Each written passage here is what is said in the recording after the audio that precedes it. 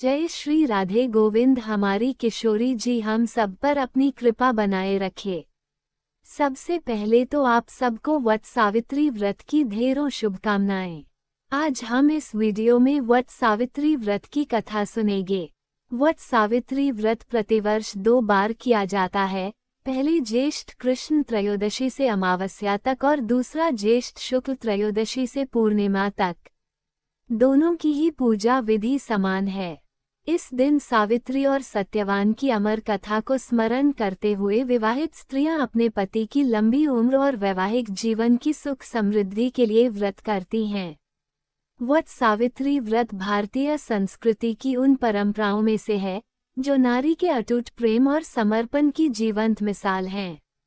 इस दिन किए गए व्रत से विवाहित महिलाओं को न केवल पति की लंबी उम्र बल्कि वैवाहिक जीवन में सुख, सौभाग्य और संतुलन प्राप्त होता है। सुहागिन महिलाएं अपने पति की लंबी उम्र और सुखद वैवाहिक जीवन की कामना करते हुए इस दिन वट यानी कि बरगद के पेड़ के नीचे पूजा अर्चना करती हैं। इस दिन सावित्री और सत्यवान की कथा सुनने का विधान है। मान्यता है कि इस कथा को सुनने से मनवांछित फल की प्राप्ति होती है। पौराणिक कथा के अनुसार सावित्री मृत्यु के देवता यमराज से अपने पति सत्यवान के प्राण वापस ले आई थी। अब हम वट सावित्री व्रत कथा शुरू करते हैं। भद्र देश में अश्वपति नाम का एक राजा रहता था। उनकी कोई संतान नहीं थी। संतान पाने के लिए राजा प्रतिदिन मंत्रों के उच्चारण के साथ 1 लाख आहुतियां देता था। ये सिलसिला 18 वर्षों तक जारी रहा। एक दिन उनके इस यज्ञ और तप से प्रसन्न होकर सावित्री देवी प्रकट हुई और उन्हें संतान के रूप में एक रूपवान, गुणवान और तेजस्वी कन्या होने का वरदान दिया। सावित्री देवी के वरदान से राजा को पुत्री हुई, जिस वजह से उन्होंने अपनी बेटी का नाम भी सावित्री रखा। सावित्री बड़ी ही रूपवान थी। महल के आंगन में खेलते खेलते कब वो बड़ी हो गई, राजा को इसका पता ही नहीं चला। सावित्री की शादी की उम्र होने पर राजा को बहुत चिंता सताने लगी। राजा को अपनी रूपवान कन्या के लिए कोई योग्य वर नहीं मिल रहा था। इस वजह से उन्होंने अपनी पुत्री से खुद अपने लिए वर तलाशने के लिए कहा। अपने पिता की बात सुनकर सावित्री ने खुद ही अपने लिए वर ढूंढना शुरू कर दिया। एक दिन सावित्री तपोवन में जा पहुंची। वहां उसने सत्यवान नाम के सुंदर युवक को देखा। सत्यवान एक राजकुमार था जो साल्व देश के राजा द्युमत्सेन का इकलौता पुत्र था। जब सावित्री ने उसके जंगल में रहने की वजह पूछी तो सत्यवान के पिता राजा द्युमत्सेन ने बताया कि वे अंधे हो गए हैं और इसी वजह से उनसे उनका राज्य छीन लिया गया है। अब वो अपने परिवार के साथ इसी जंगल में रहते हैं।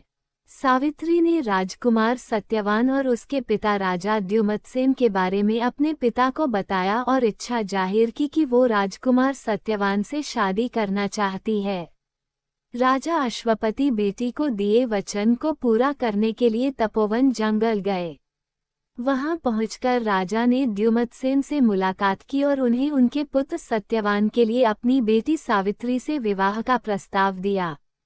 राजा अश्वपति की बात सुनकर राजा द्युमत्सेन ने बड़े ही निराश मन से कहा, हे राजन, मुझे आपका प्रस्ताव मंजूर है। मेरा पुत्र सत्यवान गुणवान, धर्मात्मा और बलवान है, लेकिन ऋषिराज नारद ने मुझे बताया है कि यह अल्पायु का है, जिसकी अगले वर्ष अमावस्या के दिन मृत्यु हो जाएगी। इसलिए मैं आपसे और आपकी पुत्री से विनती करता हूँ कि आप किसी और युवक से अपनी पुत्री की शादी करवाएं। राजा द्युमत्सेन की यह बात सुनकर राजा अश्वपति और उनकी बेटी सावित्री काफी निराश हुए, लेकिन सावित्री ने कहा कि एक आर्य समाज की स्त्री होने के नाते वो अपने मन में सिर्फ एक ही युवक को पति के रूप में देख सकती हैं। राजकुमार सत्यवान के अलावा अब वो किसी अन्य युवक से विवाह नहीं कर सकती हैं। सावित्री की जिद के सामने राजा अश्वपति और राजा द्युमत्सेन को झुकना पड़ा। अगले ही दिन राजकुमारी सावित्री और राजकुमार सत्यवान का विवाह बड़े ही धूमधाम से कर दिया गया। सावित्री रूपवान तो थी, लेकिन वह सर्वगुण संपन्न भी थी। ससुराल पहुंचते ही वो तन मन से अपनी पति सत्यवान और सास ससुर की सेवा करने लगी। देखते ही देखते 1 वर्ष निकल गया और सत्यवान की मृत्यु का दिन करीब आ गया। जैसे जैसे दिन कट रहे थे, सावित्री का मन उदास रहने लगा। उन्होंने नारद से पूछा कि क्या वो अपने पति की उम्र को बढ़ा नहीं सकती हैं, तो इस पर नारद ने उन्हें अमावस्या के 3 दिन पहले देवी सावित्री का उपवास करने और वट के पेड़ की पूजा करने का निर्देश दिया। नारद के बताए अनुसार सावित्री ने सत्यवान की मृत्यु वाले दिन यानी अमावस्या से 3 दिन पहले देवी सावित्री के नाम का उपवास किया और वट के पेड़ की पूजा की। साथ ही अपने पितरों का पूजन भी किया। देखते देखते ये 3 दिन भी निकल गए और अमावस्या यानी सत्यवान की मृत्यु का दिन आ गया। हर रोज की तरह अमावस्या के दिन भी सत्यवान जंगल में लकड़ी काटने गया और सावित्री भी उसके साथ गई। लकड़ी काटते समय सत्यवान ने सावित्री को बताया कि अचानक उनके सिर में तेज दर्द हो रहा है। सत्यवान की यह बात सुनते ही सावित्री समझ गई, यही उसके पति के जीवन के आखिरी पल हैं। वो जमीन पर एक वट के पेड़ के नीचे बैठ गई और सत्यवान का सिर अपने गोद में रखकर सहलाने लगी। अगले कुछ ही क्षण में सावित्री के सामने यमराज खड़े थे और वे सत्यवान के प्राण को अपने साथ लेकर जाने लगे। सावित्री भी यमराज के पीछे पीछे जाने लगी। यमराज ने पहले तो सावित्री को बहुत मनाया कि वो जो भी कर रहे हैं वो पहले ही लिखा गया है, वो बस अपना कर्म कर रहे हैं, लेकिन सावित्री ने यमराज की बात नहीं सुनी और वो उनके पीछे पीछे चलती रही। सावित्री की इस निष्ठा और पति के लिए उसका त्याग देखकर यमराज काफी प्रसन्न हुए और उन्होंने सावित्री को वरदान मांगने के लिए कहा। यमराज की बात सुनकर सावित्री ने कहा, हे यमराज, मेरे सास ससुर अंधे हैं, आप उनकी आंखों की रोशनी वापस करने का वरदान दीजिए। यमराज ने कहा, ठीक है, ऐसा ही होगा। जाओ अब घर जाओ, तुम्हारे सास ससुर अब अंधे नहीं रहे। ऐसा कहने के बाद यमराज फिर आगे बढ़े, लेकिन सावित्री फिर से उनके पीछे पीछे चलने लगी। यमराज ने सावित्री को वापस जाने के लिए कहा, लेकिन सावित्री ने मना कर दिया। उसने यमराज से कहा कि वह बस अपने कर्तव्य और पत्नीव्रत का पालन कर रही है, इसलिए जहां जहां उसके पति जाएंगे वो उनके पीछे पीछे चलेगी। सावित्री की इस बात को सुनकर यमराज फिर से काफी प्रभावित हुए। उन्होंने सावित्री को एक और वरदान मांगने के लिए कहा। सावित्री ने कहा, मेरे ससुर द्युमत्सेन साल्व देश के राजा थे, लेकिन किसी ने उनसे उनका राज्य छीन लिया है। कृपया करके आप उन्हें उनका राज्य वापस मिलने का वरदान दें।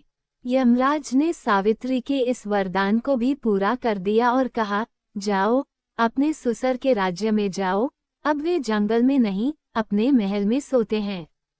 यमराज ने इतना कहा और फिर से सत्यवान के प्राण को लेकर आगे बढ़ चले, लेकिन अब भी सावित्री उनके पीछे पीछे चली आ रही थी।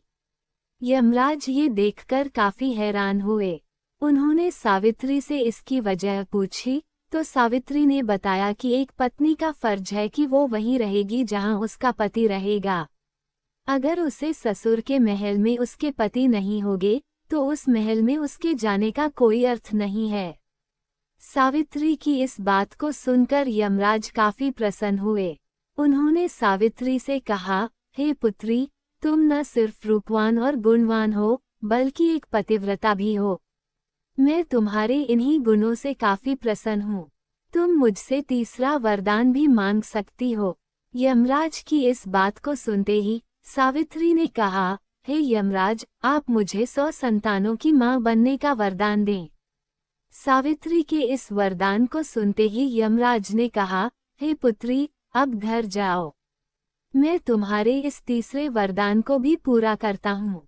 तुम 100 साहसी और पराक्रमी संतानों को जन्म दोगी। यमराज के इस वरदान को सुनकर सावित्री ने कहा, हे यमराज, मैं एक हिंदू नारी हूँ और आर्य कुल की जन्मी हूँ। इसलिए मेरे जीवन में सिर्फ एक ही पति होंगे और वो सत्यवान हैं। इसलिए आपको अपने वरदान के अनुसार मेरे पति सत्यवान को फिर से जीवित करना होगा। सावित्री की इस बात को सुनकर यमराज और भी ज्यादा प्रभावित हुए और उन्होंने सत्यवान के प्राण को वापस छोड़ने का वरदान दिया और सावित्री से कहा, हे पुत्री, तुम अब वापस उसी वट के पेड़ के नीचे जाओ जहां पर तुम्हारे पति का शरीर पड़ा था। मैंने सत्यवान के प्राण को छोड़ा दिया और तुम दोनों को 100 संतानों के साथ ही अखंड सौभाग्यवती होने का वरदान भी दिया है। यमराज की बातों को सुनकर सावित्री ने उनसे विदा ली और वापस उस वट के पेड़ के पास पहुंची जहां पर उसके पति का शरीर पड़ा था। जब वह सत्यवान के करीब पहुंची तो उसने देखा उसका पति वापस से जिंदा हो गया था। दोनों जल्दी जल्दी जंगल से बाहर निकले और राजा द्युमत्सेन के साल देश पहुंचे।